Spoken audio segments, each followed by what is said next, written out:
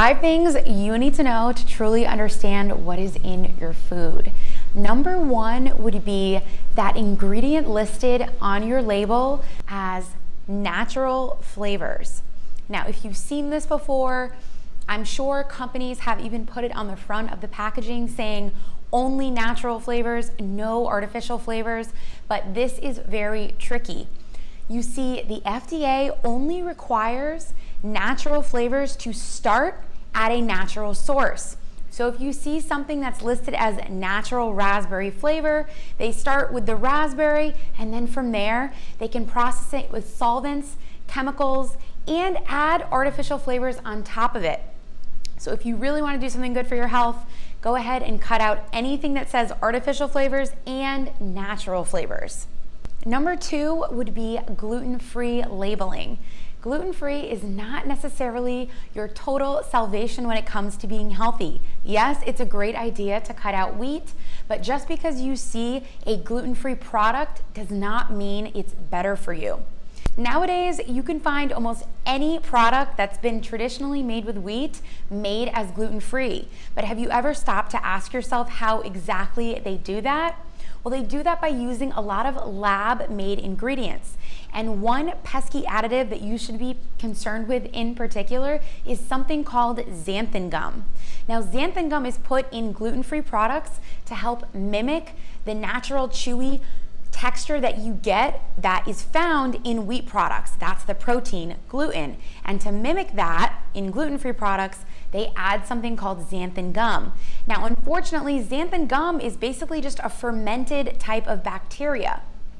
You may ask, what's wrong with that? Bacteria is natural. But when you think about it, you essentially are eating this xanthan gum bacteria in large quantities, especially if you're eating gluten-free products all day long, every day of the week. When you're eating xanthan gum in your gluten-free products, you're introducing a foreign bacteria in large amounts into your gut. This leads to things like bloating, constipation, you can even have nausea, stomach pain, and it creates an overall gut dysbiosis, creating an imbalance in the gut bacteria. So if you are gonna look for gluten-free products, turn that package over, look at the label, and make sure there's no thickeners like xanthan gum. You may also see things like carrageenan and guar gum. Those are not good for your gut health. Number 3, something that you really need to look out for when you are wanting to be a smart label reader is that phrase, sugar-free, 0 calorie, or no sugar added. There is a catch to this. It's not as simple as it sounds. Most of the time when you see something that is labeled as 0 calorie, it means that they have added an artificial sweetener.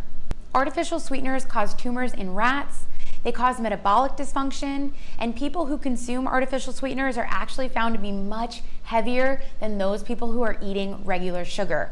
Not to mention, some artificial sweeteners can be up to 10,000 times sweeter than regular sugar. And what this does is it desensitizes you to the taste of any sugar at all, so you may end up eating more sugary things than you would have if you weren't desensitized by the artificial sweetener in the first place.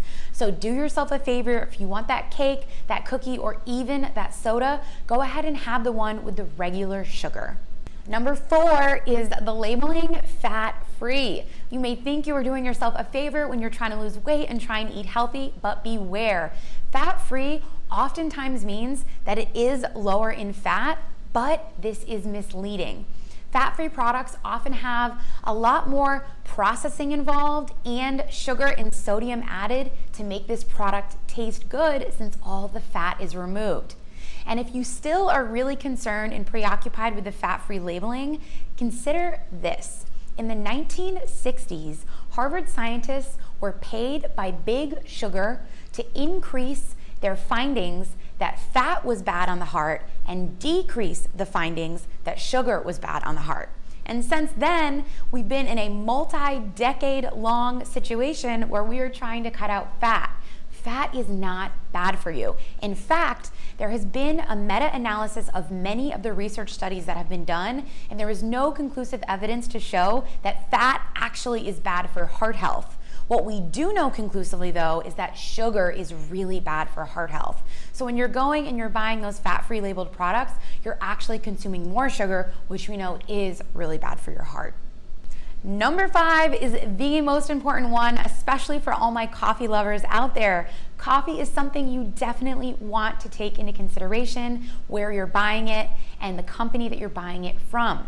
Now, you may say, I only drink my coffee black, I don't even add any sugar. Well, it still doesn't matter, and it's still important to find out how the company is testing your coffee. Let me tell you why. Even if you're buying USDA organic coffee, this does not require the coffee company to test for mold, lead, and other heavy metals. Coffee is notorious for having mold spores and heavy metals in the coffee. So even though you're buying the organic, it doesn't mean you're safe. Try going for companies that regularly test for toxic heavy metals, pesticides, and mold. Fabula Coffee is a really great one, and there are a bunch of other companies who do this. All you need to do is a little bit of research and possibly even email the company to ask them, hey, are you testing for mold and are you testing for heavy metals? Well, I hope you guys found that helpful when you were on your clean eating journey, and learning a little bit more about how to really accurately read the labels can be difficult, but those 5 tips are definitely going to help you on your health journey moving forward. Well, I hope you found those 5 tips helpful in helping you to understand how to better read the labels and become a really informed consumer when it comes to feeding you and your family. Don't forget, it's not just the labeling that you're seeing on the front of the package, and sometimes it's not even just the nutrition ingredients, as I mentioned in coffee.